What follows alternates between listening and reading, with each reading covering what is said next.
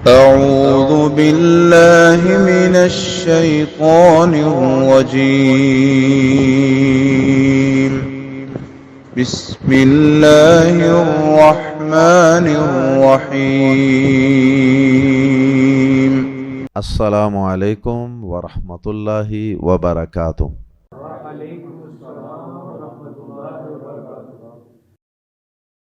سورہ یاسین آیت نمبر 1 سے 7۔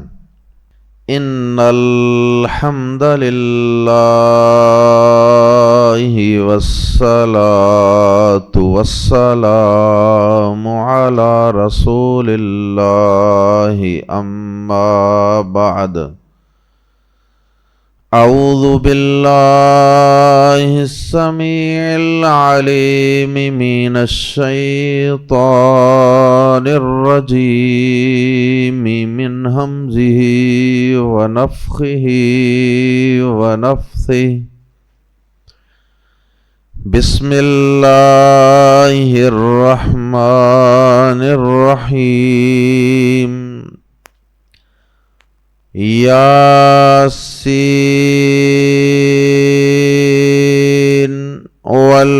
والقرآن الحکیم انک لمن المرسلین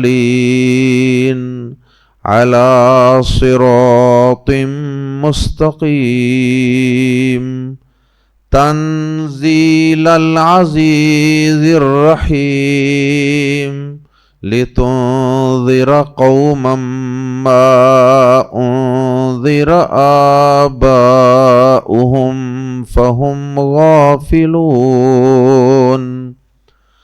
لقد حق القول على أكثرهم فهم لا يؤمنون۔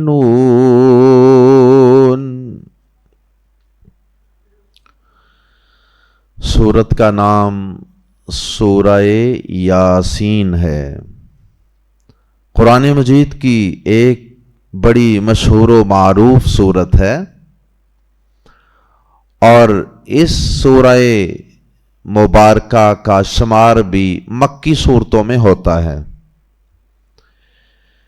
اس سورہ مبارکہ میں 5 رکوع ہیں اور 83 یعنی 83 آیات ہیں، اور اس سورت کے مکی ہونے کا مطلب آپ کو پہلے بھی کئی دفعہ بتایا جا چکا کہ مکی صورتیں وہ صورتیں ہوتی ہیں جو ہجرت سے پہلے نازل ہوئیں۔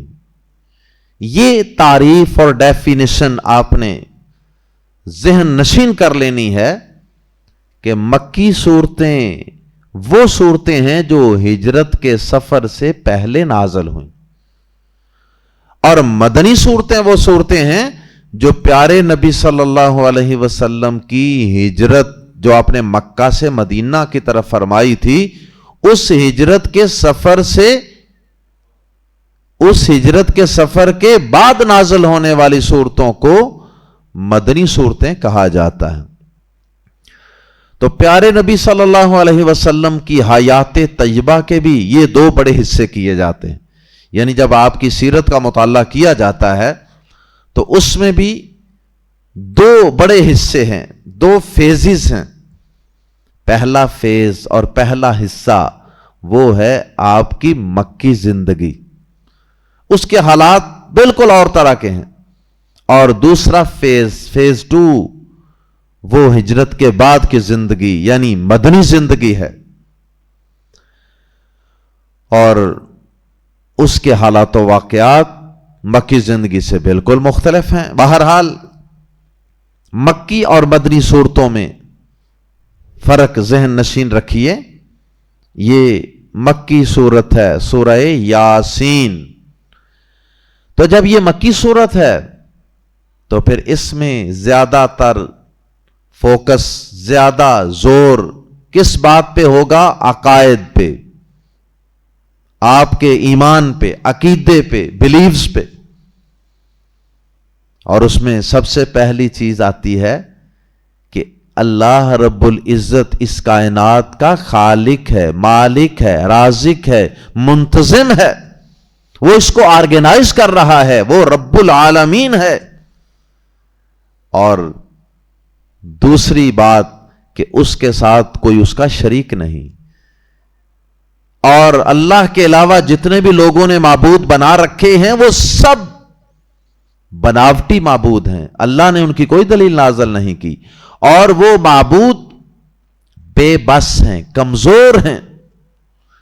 اور پھر اسی طرح سے مکی صورتوں کا ایک اہم موضوع، اور سورہ یاسین کا بھی وہی موضوع، وہ ہے حیات بعد الممات، مرنے کے بعد کی زندگی۔ مرنے کے بعد زندگی کا خاتمہ نہیں، بلکہ موت کے بعد تو اصل زندگی کا آغاز ہے۔ اور پھر اسی طرح مکی صورتوں کی طرح اس سورہ مبارکہ سورہ یاسین میں پیارے نبی جناب محمد کریم صلی اللہ علیہ وسلم کی نبوت و رسالت اور اس کی صداقت و حقانیت کا تذکرہ ہے کہ آپ واقعی اللہ کے ایک سچے نبی ہیں، سچے رسول ہیں۔ اور اس مضمون کا یعنی آپ کی نبوت و رسالت کی صداقت و حقانیت، اس کا تذکرہ اس سورت کے آغاز ہی سے شروع ہو جاتا۔ اور پھر اسی طرح اس سورہ مبارکہ میں پیارے نبی صلی اللہ علیہ وسلم کے متعلق اللہ پاک نے یہ بتایا کہ آپ شاعر ہرگز نہیں ہیں، ہم نے آپ کو شاعر بنا کر نہیں بھیجا، اور کوئی بھی نبی رسول شاعر نہیں ہوا کرتا، کیونکہ شاعر ہونا کوئی بڑی کمال کی اور بڑی فضیلت کی بات نہیں ہے۔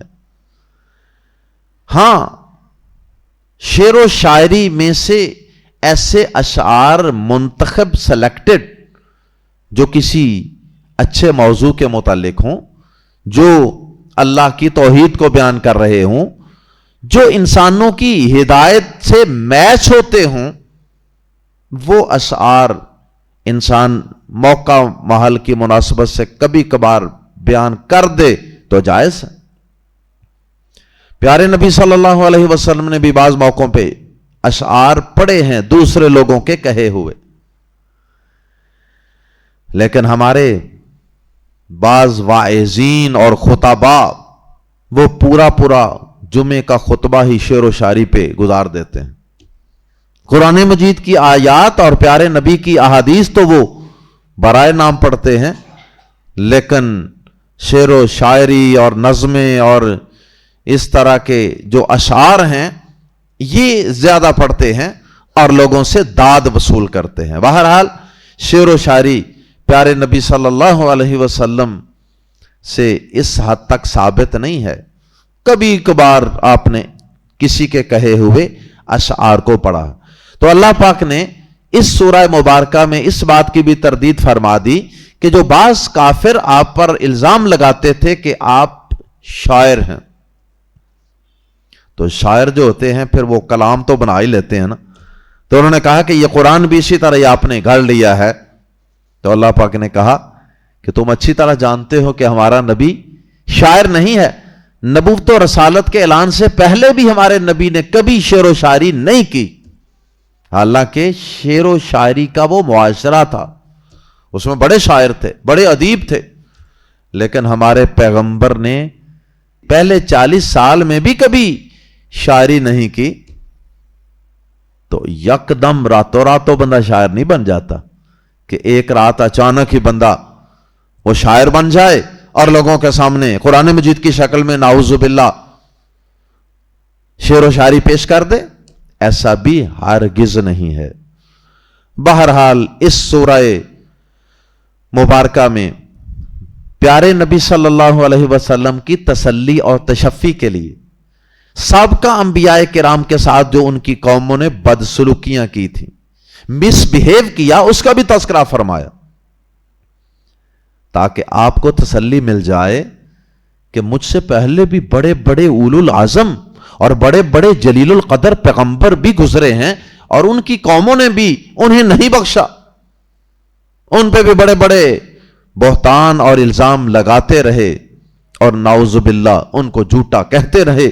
کسی کو شاعر اور کسی کو جادوگر اور کسی کو کاہن اور کسی کو نجومی کہتے رہے. اسی طرح اس سورہ مبارکہ میں اللہ پاک کی توحید کو ثابت کرنے کے لیے اللہ پاک کی بہت سی قدرتوں کا بیان بھی ہے. دن اور رات، لیل و نہار، شمس و قمر، اور اسی طرح سے چوپائے اور بے شمار اللہ کی قدرت کی نشانیاں، کشتی کا چلنا پانی کے اوپر، یہ سب اللہ کی قدرت کی نشانیاں اس سورہ مبارکہ میں بیان کی گئی ہیں. اور اسی طرح اس سورہ مبارکہ میں قیامت کے دن اہل جنت کس عیش و آرام میں، کس عیش و عشرت میں، کس عیش و نشاط میں ہوں گے اس کا بیان ہے. اللہم اجعلنا منہم. اور اسی طرح اس سورہ مبارکہ میں تصویر کا دوسرا رخ دکھانے کے لیے اللہ پاک نے کفار کو ملنے والی سزاؤں اور عذابوں کا بھی تذکرہ فرمایا. تو یہ تھے اس سورہ مبارکہ کے بنیادی مضامین اور اس سورہ مبارکہ کی آؤٹ لائن اور اس سورہ مبارکہ کا بنیادی تعارف. اب آتے ہیں اس سورہ مبارکہ کی فضیلت کی طرف. تو بڑی معذرت کے ساتھ، چونکہ میں جس جگہ پہ بیٹھا ہوں اللہ کی کتاب میرے سامنے ہے، تو میرا یہ فرض اور ڈیوٹی ہے کہ میں آپ کے سامنے اپنے علم اور اپنی تحقیق کی روشنی میں صحیح بات بیان کروں. تو اس سورہ مبارکہ کی فضیلت میں جو روایات اور جو احادیث عام طور پہ پیش کی جاتی ہیں، وہ تمام کی تمام احادیث، وہ تمام کی تمام روایات پیارے نبی جناب محمد الرسول اللہ صلی اللہ علیہ وسلم سے کسی صحیح سند کے ساتھ ثابت نہیں ہے. سب سے مشہور حدیث کہ یاسین قرآن مجید کا دل ہے، یہ حدیث بھی محدثین، یعنی محدثین کہتے ہیں جو حدیث کے اسپیشلسٹ ہوتے ہیں، احادیث کے ماہر ہوتے ہیں، تو انہوں نے جو احادیث کے ایکسپرٹ ہیں اور اسپیشلسٹ ہیں، ماہرین ہیں حدیث کے علم کے، ان کو محدثین کہا جاتا. جیسے امام بخاری رحمہ اللہ، امام مسلم رحمہ اللہ، اور اسی طرح دیگر محدثین. تو محدثین نے اور محققین نے اس حدیث کو بھی موضوع قرار دیا ہے. موضوع کا مطلب ہوتا ہے من گڑت، کسی نے بعد میں گڑ کر ذخیرہ احادیث میں شامل کرنے کی کوشش کی. لیکن اللہ پاک نے محدثین کے ذریعے سے پیارے نبی صلی اللہ علیہ وسلم سے ثابت شدہ احادیث اور آپ سے غیر ثابت شدہ بنائی ہوئی بناوٹی احادیث دونوں کو الگ الگ کر دیا. تو یہ باقاعدہ ایک فن ہے، ایک علم ہے، اسماء اور رجال کا علم. مثال کے طور پہ محدثین کو کیسے پتا چلتا ہے کہ یہ حدیث آپ سے ثابت نہیں؟ مثلا حدیث بیان کرنے سے پہلے حدیث کا جو اصل متن ہوتا ہے نا، متن، مثلا سورہ یاسین قرآن مجید کا دل ہے، یہ متن ہے حدیث کا، اور اس سے پہلے سند ہوتی ہے. سند یہ ہوتی ہے کہ ان فلان ان فلان ان فلان ان فلان، کہ فلان شخص بیان کرتا ہے کہ میں نے فلان سے سنا، وہ کہتا ہے میں نے فلان سے سنا، وہ کہتا ہے میں نے فلان سے سنا، وہ کہتا ہے میں نے ابو ہریرہ رضی اللہ تعالیٰ عنہ سے سنا، وہ کہتے ہیں میں نے اللہ کے نبی صلی اللہ علیہ وسلم سے سنا. اب ابو ہریرہ رضی اللہ تعالیٰ عنہ یا حضرت عائشہ یا اس طرح کے جو صحابہ ہیں، وہ تو نعوذ باللہ پیارے نبی پہ بہتان نہیں باندھ سکتے تھے نا. ان کا صرف نام یوز کیا ہے، کسی نے جھوٹ بول کے کہہ دیا کہ میں نے فلان سے سنا، میں نے ابو ہریرہ رضی اللہ تعالیٰ عنہ سے سنا، حالانکہ حضرت ابو ہریرہ سے یا سند کے اندر کوئی دو شخص ہیں. ایک کہتا ہے کہ اپنے سے اوپر والے کے متعلق کہتا ہے میں نے اس سے سنا. اب جو محدثین ہیں وہ کیا کریں گے؟ اس سند کے اندر جتنے راوی ہیں نا ان سب کی پوری پوری زندگی کو سٹڈی کریں گے. کب پیدا ہوئے, کب فوت ہوئے, کس کس علاقے میں رہے, کہاں کہاں پڑھا, کس سے علم حاصل کیا, کس سے ملاقات کی, ان کا حافظہ کیسا تھا, ان کی سچائی کیسی تھی, سچ بولتے تھے, ان کا کردار کیسا تھا, ریپیوٹ کیسی تھی, ساری چیزیں علماء نے جمع کی ہوئی ہیں, محدثین. تو اس علم کے مطابق کسی شخص کے متعلق پتا چلا کہ جی اس کا تو حافظہ ہی آخری عمر میں خراب ہو گیا تھا, باتیں اس کو یاد نہیں رہتی تھی, کھانا کھانے کے بعد آدھے گھنٹے بعد پھر کہتا تھا کہ روٹی نہیں جو دیتی مینوں. تو اب اللہ کے نبی صلی اللہ علیہ وسلم کی بات صحیح کیا بیان کرے, اعتبار نہیں رہا. اسی طرح دو شخص ہیں, مثلا میں کہہ دیتا ہوں جی میں نے یہ بات سنی ہے علامہ محمد اقبال رحمہ اللہ سے. اب علامہ اقبال تو میرے پیدا ہونے سے بھی پہلے دنیا سے جا چکے ہیں, تو محدثین اس وجہ سے میری بات کو ضعیف قرار دے دیں, کمزور بات, ریجیکٹڈ. دیکھو جی یہ کہتے ہیں جی میں نے علامہ اقبال سے بات سنی اور علامہ اقبال نے آگے فلاں سے سنی اور انہوں نے آگے فلاں سے سنی, آگے جانا تو بات کی بات ہے, یہی رک جاؤ. آپ کہہ رہے ہیں علامہ اقبال سے سنی, علامہ اقبال سے تو آپ کی ملاقات ہی ثابت نہیں ساری زندگی. یا تو ان کا علاقہ اور تھا, آپ کا علاقہ اور تھا, یا ان کا زمانہ اور تھا, آپ کا زمانہ اور تھا. کچھ بات سمجھ آئی کہ نہیں؟ تو اس طریقے سے اہل علم, محققین, محدثین احادیث کو صحیح یا ضعیف قرار دیتے ہیں.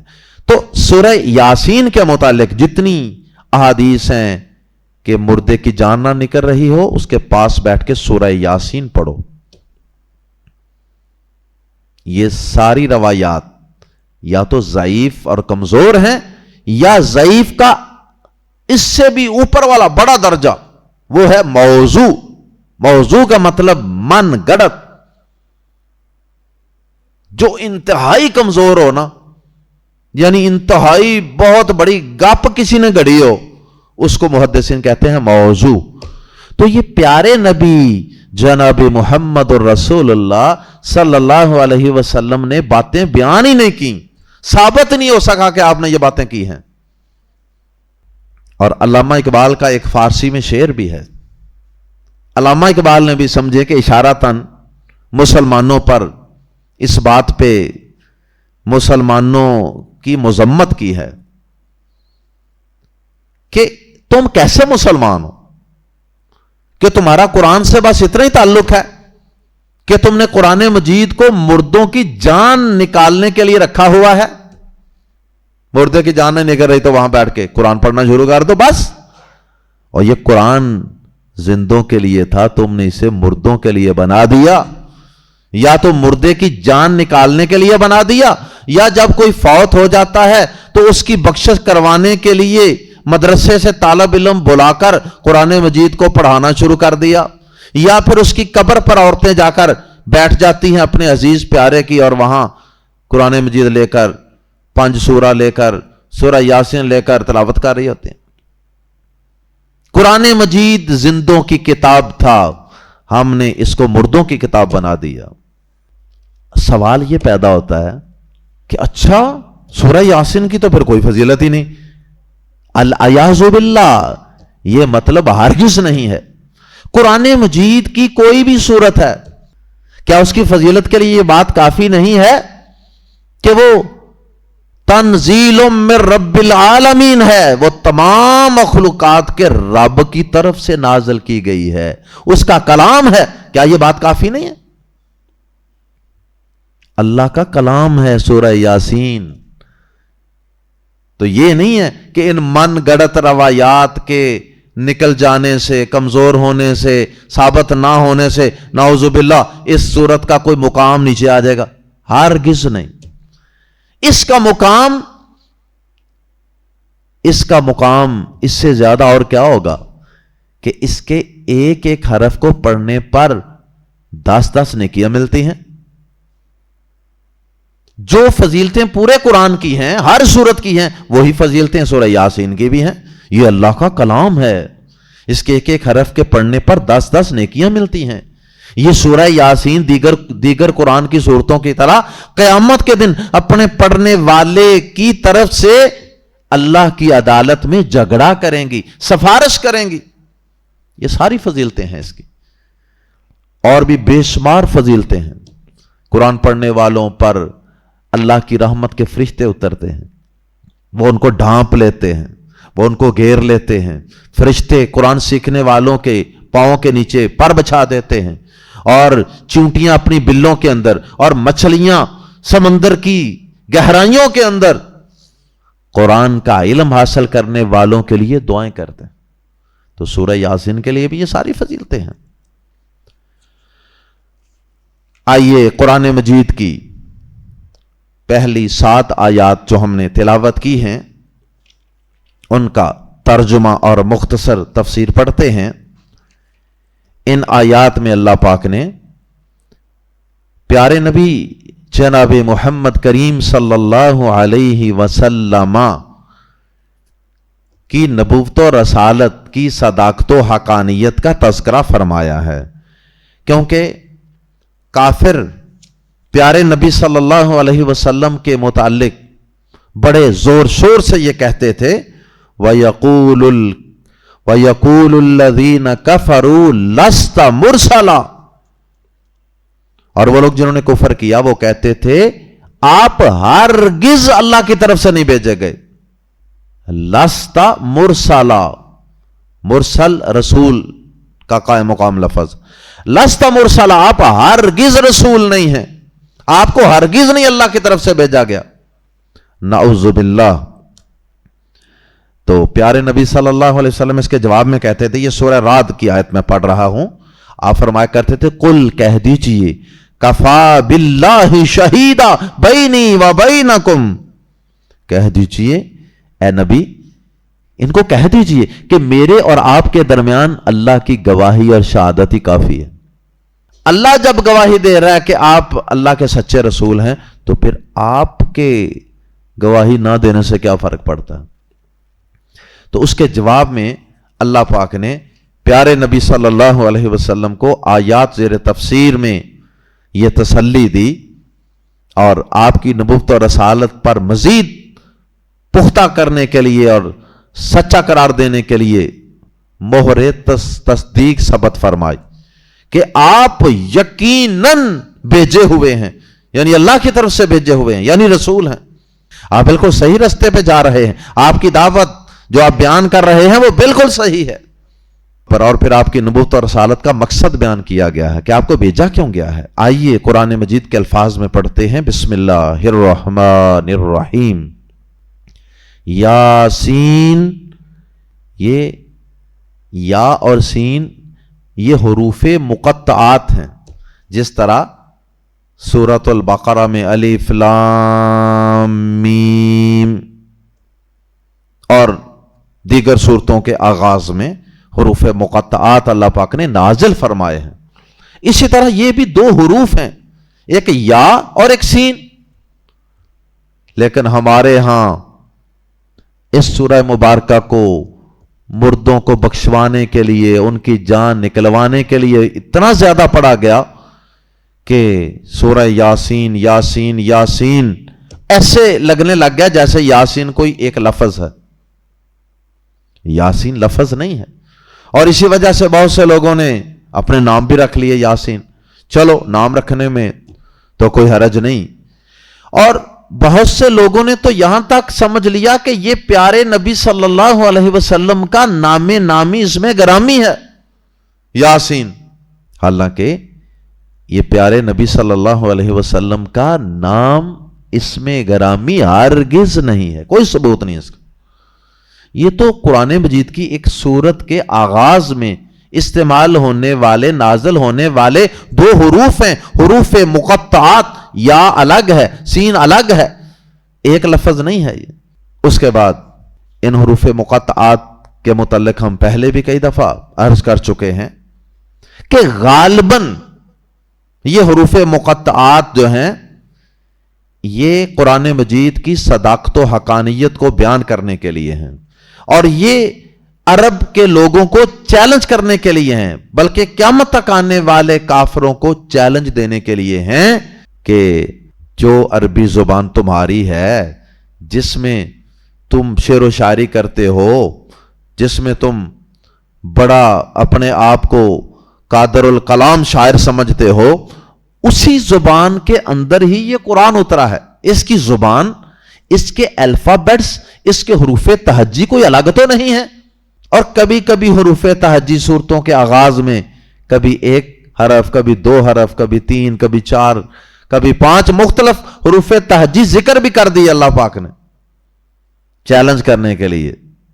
آگے بڑھو، ہمت ہے تو یاسین، طٰہٰ، حامیم، الف لام میم، یہی حروف تہجی ہیں جن سے تمہاری زبان واضح وجود میں آتی ہے، جس پر تمہیں بڑا فخر ہے.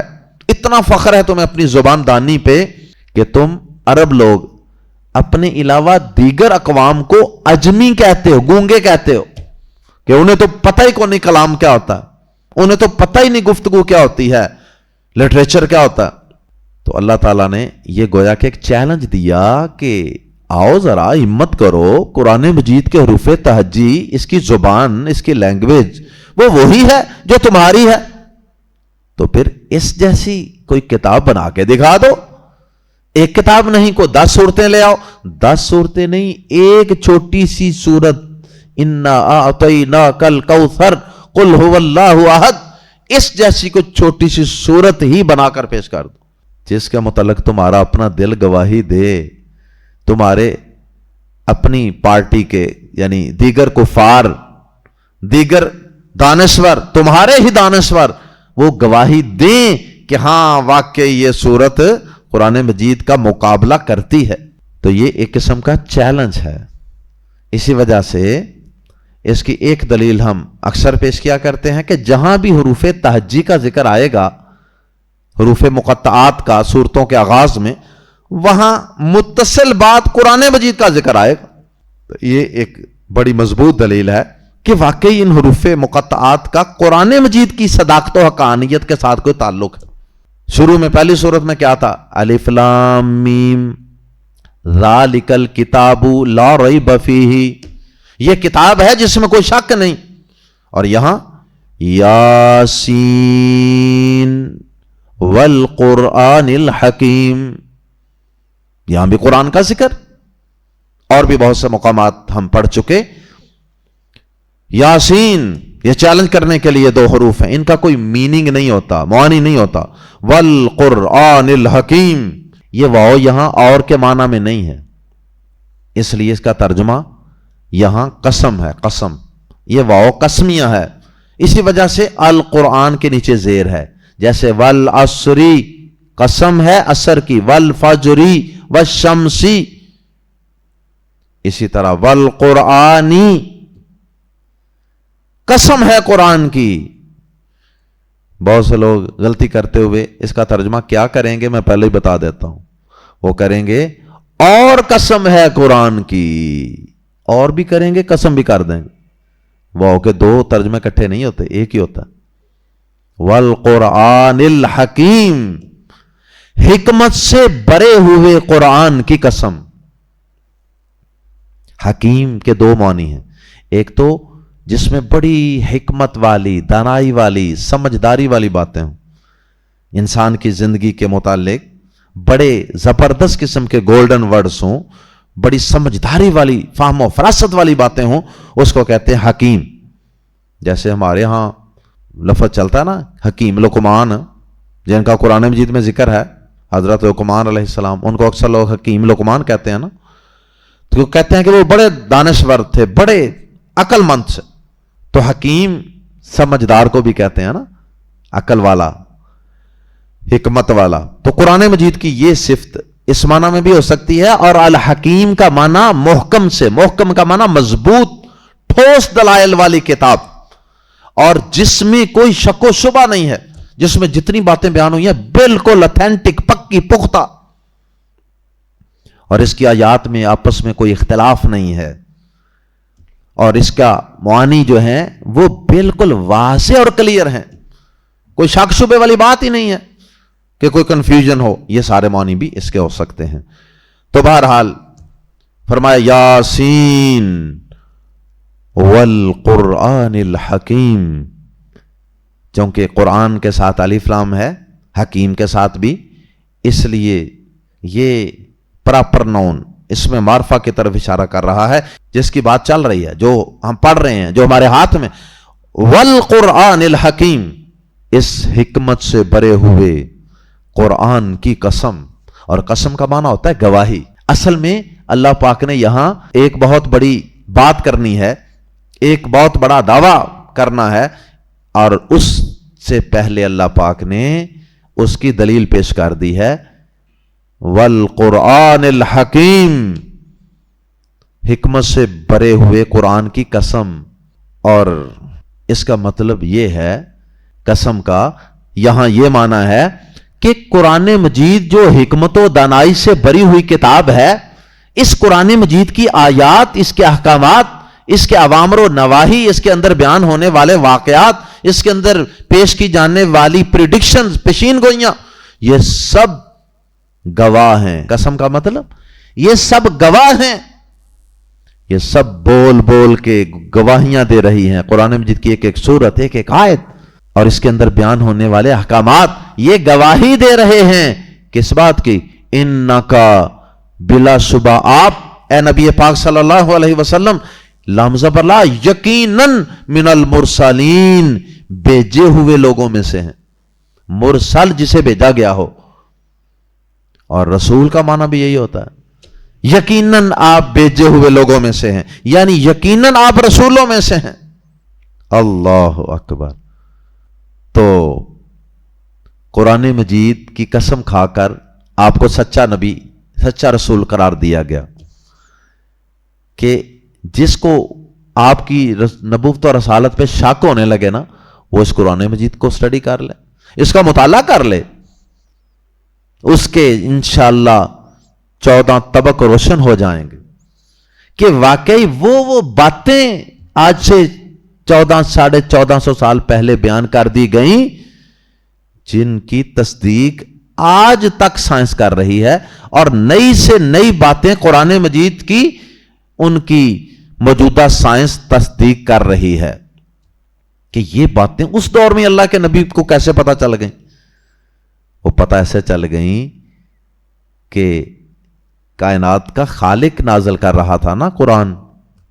تو یہ قرآن مجید کی صداقت و حقانیت، اس کو بنیاد بنا کر اللہ پاک نے کہا کہ یہ قرآن دلیل ہے کہ ہمارا نبی جو یہ قرآن سنا رہا ہے وہ ایک سچا رسول ہے. یہ کافر تو کہتے ہیں نا لست مرسلا، آپ رسول ہرگز نہیں ہیں، اور ہم کہتے ہیں کہ آپ یقیناً رسول ہیں. علی صراط مستقیم، آپ سیدھی راہ پر ہیں، آپ ایک سیدھی راہ پر ہیں، یعنی توحید کی راہ پر ہیں اور سابقہ انبیاء کرام کی راہ پر ہیں. آپ کوئی، کیونکہ کافر تو سمجھتے تھے نا نعوذ باللہ کہ آپ کی دعوت درست نہیں ہے، آپ ہمارے آباء و اجداد کی مخالفت میں چل رہے ہیں، آپ سب کو غلط کہہ رہے ہیں. تو اللہ پاک نے کہا کہ علی صراط مستقیم، آپ بالکل اے نبی آپ سیدھی راہ پہ چل رہے ہیں، جنت کی شاہراہ پہ چل رہے ہیں. اگر کسی نے، یہ اشارہ بھی ہے کہ اگر کسی نے سیدھی راہ پر چلنا ہے تو وہ ہمارے نبی کے دامن رحمت سے چمٹ جائے، آپ کی اطاعت اور فرما برداری کرنے لگ جائے تو وہ بھی سیدھی راہ پر چل پڑے گا جو اور جنت کا مہمان بن جائے گا. اور پھر قرآن مجید کا متعلق مزید فرمایا تنزیلا، نازل کیا ہوا ہے العزیز، عزیز کا، سب پر غالب کا، اور رحیم، نہایت مہربان کا. یہ قرآن کس کا نازل کردہ ہے؟ العزیز کا، الرحیم کا، اس کا جو سب پر غالب ہے اور اس کا جو نہایت مہربان ہے. پر سب پر غالب کا لفظ، عزیز کا لفظ یہاں کیوں بیان کیا؟ کیونکہ یہ جو آخر میں الفاظ آتے ہیں نا اللہ پاک کی صفات، ان کا اکثر آیات کے مضمون سے کوئی تعلق ہوتا ہے، تو اہل علم پھر اس تعلق کو ڈھونڈتے ہیں کہ یہاں آخر میں اللہ پاک نے یہ کیوں کہا تنزیل العزیز الرحیم، سب پر غالب کی طرف سے نازل کردہ ہے، نہایت مہربان کا نازل کیا ہوا کلام ہے۔ اس میں یہ اشارہ ہے کہ وہ جو سب پر غالب رب ہے نا، یہ اس کا کلام ہے۔ اس سے یہ نہیں ہے کہ کسی بے بس شخص کی بات ہو تو جس طرح آدمی اس کو چاہے تو مان لے، چاہے تو ٹھکرا دے۔ کوئی ماڑا بندہ ہو دنیا میں تو اس کی کوئی بندہ جو مرضی بات مان لے، جو مرضی چھوڑ دے، کوئی پرواہ ہوتی ہے؟ میں کیا سمجھتا ہوں اس کو؟ یا کوئی کمزور بادشاہ ہو، کوئی نہیں مانتے لوگ بات۔ کس کی بات مانی جاتی ہے؟ جو طاقتوں والا، قوت والا ہو۔ تو اللہ پاک تو عزیز ہے، سب پر غالب ہے، اس لیے اگر اس کے بھیجے ہوئے نبی کو اور اس کے نازل کردہ کلام کو نہیں مانو گے تو پھر اس کے نتیجے کو بھگتنے کے لیے بھی تیار رہنا۔ یہ کلام کوئی ایسا نہیں، کسی کمزور کا کلام نہیں ہے، وہ یہ کلام اس کا ہے جو سب پر غالب ہے، اس لیے اگر اس کو جھٹلاؤ گے تو اس کی گرفت سے بچ نہیں سکو گے۔ اور الرحیم کیوں کہا؟ الرحیم اس لیے کہا کہ ہاں بہت سے نہیں بھی اس قرآن پر ایمان لائیں گے، بہت سے اس کو جھٹلائیں گے بھی، لیکن اس کے باوجود وہ فوری ان پہ عذاب نازل نہیں کرے گا، اس لیے کہ اس نے ہر انسان کو دنیا میں کچھ مہلت دی ہوئی ہے، 20 30 40 50 60 70 80 سال۔ کیوں مہلت دی ہوئی ہے؟ کیوں فوری اس کا عذاب نہیں آ جاتا؟ اس لیے کہ اس کی ایک صفت ہے الرحیم، نہایت مہربان۔ یہ اس کی مہربانی ہے کہ وہ مہلت دیتا ہے۔ اور اس مہلت کے زمانے میں کتنے ہی لوگ ہیں جو سدھر بھی گئے تھے، پہلے نبی کی مخالفتیں کرتے رہے اور بعد میں اسی مہلت کے زمانے میں وہ سدھر بھی گئے تھے، تو انہیں کس چیز کا فائدہ ہوا؟ اللہ پاک کے الرحیم ہونے کا۔ تو بہرحال اللہ پاک فرماتے ہیں کہ یہ قرآن کسی کمزور کی طرف سے نازل کردہ نہیں ہے، کمزوری نہ سمجھنا، لیکن اگر فوری تم پر عذاب نہیں آتا اس کو ٹھکرانے پر تو یہ ہماری صفت الرحیم کی وجہ سے ہے۔ اب اس قرآن مجید کو بھیجنے کا مقصد کیا ہے؟ نبی پاک کو بھیجنے کا مقصد کیا ہے؟ لِتُنذِرَ قَوْمًا، تاکہ آپ ڈرائیں، خبردار کریں، قومن اس قوم کو، ما انذرا نہیں ڈرائے گئے، آباؤہم جن کے باپ دادا، فہم پس وہ غافلون غافل ہیں، بے خبر ہیں توحید سے، حقائق سے، آخرت سے۔ اس میں اس بات کی طرف اشارہ ہے کہ پیارے نبی صلی اللہ علیہ وسلم سب سے پہلے تو عرب کے معاشرے کی طرف نبی رسول بنا کر بھیجے گئے تھے نا، سب سے پہلے ان کو ڈرانے کے لیے بھیجا گیا تھا، اس کے بعد پھر باقی تمام کائنات کے لوگوں کو بھی ڈرانے کے لیے آپ کو بھیجا گیا تھا، جیسا کہ قرآن مجید کی دیگر آیات موجود ہیں۔ اور ساتھ اللہ پاک نے ایک تو یہ مقصد بتا دیا کہ آپ کا مقصد صرف لوگوں کو فضیلتیں سنانا ہی نہیں ہے، قرآن ڈرانے کے لیے ہے۔ ساتھ ہی اس بات کی طرف بھی اشارہ ہے کہ پیارے نبی صلی اللہ علیہ وسلم سے پہلے نا صدیاں گزر چکی تھیں، کوئی نبی نہیں آیا تھا۔ حضرت شعیب علیہ السلام، ہود علیہ السلام، اسماعیل علیہ السلام، یہ انبیاء اگرچہ عرب کے علاقے میں آئے تھے لیکن ان کو بہت ایک مدت دراز ہو چکی تھی، تو اب عرب کے لوگ اگرچہ وہ سینہ بسینہ ملت ابراہیمی کی تعلیمات، توحید کی باتیں وہ لوگوں تک کسی نہ کسی شکل میں پہنچتی تھیں، لیکن اکثر لوگ جو تھے وہ کنفیوز تھے، وہ پریشان تھے، کوئی نبی رسول آئے بڑی دیر ہو گئی تھی، تو اس لیے وہ غفلتوں میں پڑے ہوئے تھے، اس لیے اس دور کو زمانہ جاہلیت بھی کہا جاتا۔ تو اللہ پاک فرماتے ہیں کہ چونکہ ان کے باپ دادا پردادا کئی نسلوں سے کوئی پیغام ان تک نہیں پہنچا تھا، اس لیے ہم نے اپنے نبی کو اس جاہلیت کے معاشرے کی طرف ان کو ڈرانے کے لیے مبعوث کیا۔ اور آخری آیت مبارکہ، لَقَدْ حَقَّ الْقَوْلُ عَلَىٰ أَكْثَرِهِمْ، بے شک ان کے اکثر پر بات ثابت ہو چکی۔ کون سی بات؟ اللہ پاک نے علم کی بنیاد پہ پہلے ہی جان لیا تھا کہ ان کی اکثریت، لوگوں کی اکثریت ایمان نہیں لائے گی نبیوں پر، اور وہ غلط رستے پہ جائیں گے، شیطان کی پیروی کریں گے۔ اللہ پاک نے پھر ان کے متعلق کہا تھا سورہ سجدہ میں، وَلَكِنْ حَقَّ الْقَوْلُ مِنِّي، میرا قول ان پر سچا ثابت ہو گیا ہے۔ کون سا قول؟ لَأَمْلَأَنَّ جَهَنَّمَ مِنَ الْجِنَّةِ وَالنَّاسِ أَجْمَعِينَ، کہ میں انسانوں اور جنوں کی اکثریت کے ساتھ جہنم کو بھر دوں گا۔ جو شیطان کے پیچھے چلیں گے نا پھر میں ان سے جہنم کو بھر دوں گا. یہ اللہ پاک نے ایک بات کی تھی اپنے علم کی بنیاد. تو اللہ پاک کہتے ہیں وہ جو میں نے اپنے علم کی بنیاد پہ پہلے کہا تھا نا, میری وہ بات ان مکہ کے کافروں پر بھی سچی ثابت ہو گئی کہ دیکھ لو ان کی بھی اکثریت ایمان نہیں لا رہی. تو لہذا پھر یہ میرے اسی قول کے مطابق, میرے اسی علم کے مطابق جہنم میں جائیں گے. یہ مطلب ہے فہم, پس وہ لا یؤمنون, ایمان نہیں لائیں گے. انہوں نے ایمان کوئی نہیں لانا. اللہ تعالیٰ فرما رہے ہیں کہ ان کی اکثریت نے ایمان کوئی نہیں لانا, کیونکہ میری وہ بات جب شیطان سے بات ہوئی تھی تو اس وقت اللہ پاک نے کچھ باتیں شیطان نے کہی تھی, کچھ اللہ نے کہی تھی. تو میری وہ بات چونکہ سچی ثابت ہونی ہی ہونی تھی. اس کا یہ مطلب نہیں کہ اللہ پاک نے ان کو مجبور کر دیا جہنم میں جانے کا. نہیں, جہنم میں انسان اپنی ضد کی وجہ سے جاتا ہے, اپنے اناد کی وجہ سے جاتا ہے, اپنے بغض کی وجہ سے جاتا ہے, اپنی جہالت کی وجہ سے جاتا ہے. اللہ تعالیٰ نے ہر انسان کو آزاد پیدا کیا, چاہے تو جنت کا رستہ اختیار کر لے, چاہے جہنم کا رستہ اختیار کر لے. اللہ پاک ہم سب کو قرآن مجید کی صداقت و حقانیت پر اور پیارے نبی جناب محمد رسول اللہ صلی اللہ علیہ وسلم کی صداقت و حقانیت پر پختہ ایمان رکھنے کی توفیق عطا فرمائے. سبحانک اللہم و بحمدک اشہد ان لا الہ الا انت استغفرک و اتوب الیک.